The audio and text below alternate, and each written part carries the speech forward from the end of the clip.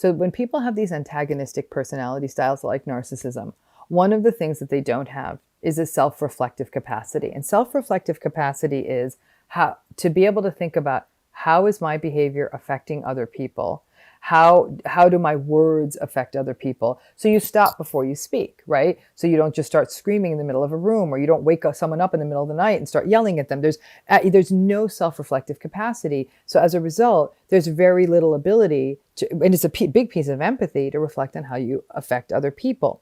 For a narcissistic person to be vulnerable enough to say, I'm this, I have this wound, or I have this insecurity, that is very shame activating for them. They feel all the shame. Well, who wants to feel shame? So it's better to walk around and say, hey, I'm Superman.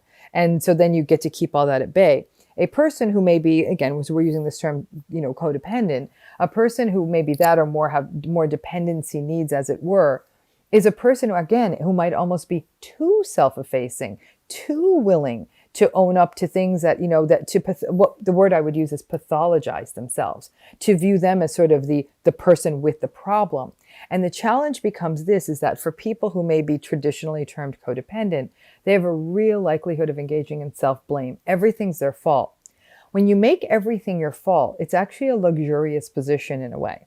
It's very, very unhealthy, because it's not good for the person, and it makes them feel as though they're a bad person. I'm responsible. I'm why this person is doing this, right? When I say luxurious, what I mean by that is this person who feels so out of control in this relationship can get some level of control of saying, if this is my fault, then I can fix it. Right. And so by taking away self-blame from a person, saying this is not your fault, in a way that's almost more terrifying. Because if it's not my fault and it's their issue and that can't be fixed, now what the heck am I supposed to do? What am I doing? Right. So the bottom's been taken out. I still find it fascinating that they can't see. It just seems like one of those things that, have you actually seen many narcissists say, I'm a narcissist? Mm-hmm.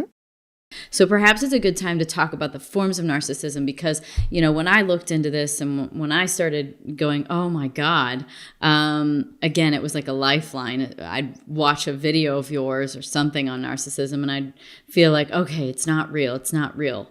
So maybe explaining what a narcissist is, and then the types of narcissism, because, there's a very big difference the way that a covert versus an overt narcissist appears. Now, the damage is probably very similar, but the on the surface, they're very different. And so the covert narcissist, which is my experience, is super challenging, like very challenging to see. So, so what is a narcissist? Okay. And then what are the types of narcissists? So narcissistic or narcissism or narcissistic personalities are characterized by inconsistent or generally absent empathy, entitlement, grandiosity, arrogance, superficiality, egocentricity, being very selfish, chronically seeking validation and admiration, a need for a lot of control over a situation, a hypersensitivity to criticism, difficulty regulating emotion, especially when they're frustrated or disappointed,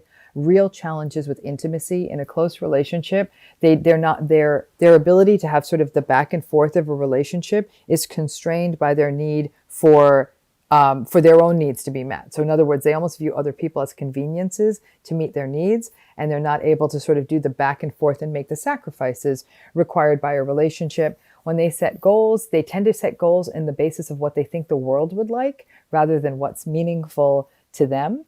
And their capacity for empathy is really challenged because they're constantly sort of monitoring their environment for threats. That's narcissism, okay? The challenge with narcissism is there's a lot of subtypes of narcissism, and they don't all sort of look exactly the same. Traditionally, most of us think of the grandiose, what you're calling the overt narcissist. And grandiose narcissism is sort of the sort of big, extroverted, attention-seeking, look at me, I'm so great, I'm at the center of the party, I'm the coolest, I'm the best, constantly looking for the social media followers and likes, and that's that person. Another form of narcissism, and a lot of researchers believe that overt or grandiose narcissism and covert narcissism aren't necessarily always two separate people, but they're two faces of the same coin. Covert narcissism is also called vulnerable narcissism. And it's characterized by all the stuff I talked about, But the way it shows is in a much more passive aggressive, victimized way. So instead of just being in your face, you're so stupid, it's more like, oh God, everything comes so easy to you. Someone like me who actually does the work, nothing happens for me, but you just show up and you get money. Like, must be so nice to live in your little world. And so I'm like, I think I was just insulted, but I think at the same time, I also feel sorry for you. So I'm not sure what to feel right now. And they're masterful at that, maybe not intentionally. So when people are with covert narcissistic people, they're actually exhausted by the passive aggression. They wonder why they ruin every party they're brought to, but they also feel sorry for them. And they often think of the covert narcissist as being anxious or depressed more than they think of them as being narcissistic, because they're not the life of the party. Quite the opposite. They're kind of the sad hangdog person in the corner of the party who's angry at everybody and always looks like they're on the verge of getting into a bar fight. That's your covert narcissist. Now, the communal narcissist is a whole different animal. The communal narcissist is the narcissist who gets their supply by ostensibly doing nice things for other people. They give people money. They do charitable stuff. Look at me, I'm rescuing an elephant. I'm doing this, I'm doing that. But they want to be admired for it. And they get their admiration by doing nice things for other people. And they get angry at people if they don't feel like they're getting enough admiration for it. So everybody thinks they're a saint, but the people who maybe work with them or are in relationships with them say, oh my gosh, everyone's telling me I'm so lucky because they're so helpful, but they're such a mean person. There are malignant narcissists who almost feel psychopathic. They're very exploitative. They're very manipulative. They can be very callous, very cold. They almost feel dangerous. They have all the stuff of the grandiose narcissist, but with a much more like Machiavellian, like they know how to work a room. They know how to work a system.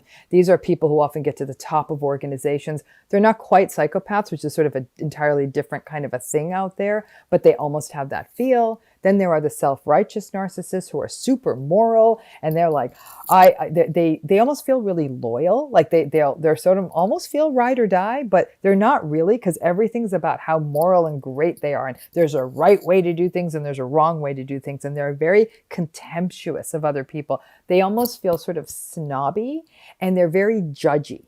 And so people find them like, what is this? Like, this person is not very nice. So you can see then that these subtypes mean that people will say, but they rescue all these elephants. I'm like, but they have no empathy. I mean, empathy for elephants is great, but you got to be empathic with everyone, not just people who are giving you supply or notoriety.